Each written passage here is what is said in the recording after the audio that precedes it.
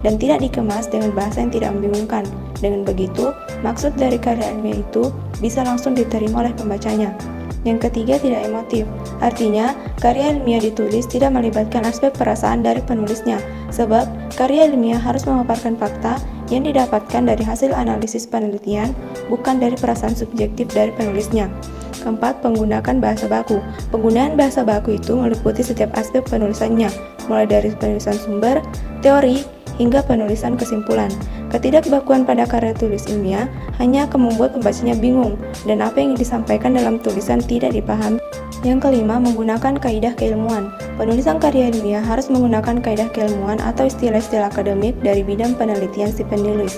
Hal ini bertujuan untuk menunjukkan bahwa peneliti atau penulisnya memiliki kapabilitas pada bidang kajian yang dibahas dalam karya ilmiah. Penggunaan kaidah atau istilah ilmiah itu juga menjadi takaran seberapa ahli peneliti pada bidang keilmuannya. Keenam, bersifat dekoratif. Artinya, penulis karya ilmiah harus menggunakan istilah atau kata yang memiliki satu makna. Rasional artinya, penulis harus menonjolkan keruntutan pikiran yang logis dan kecermatan penelitian.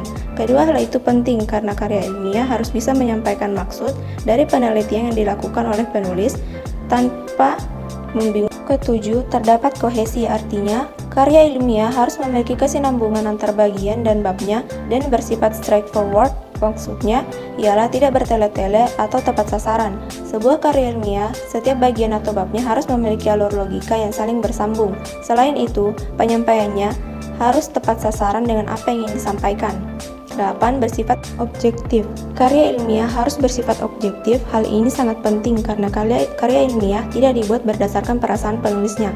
Karya ilmiah harus menunjukkan fakta-fakta dan data-data dari hasil analisisnya, jadi tidak memiliki kecenderungan subjektivitas.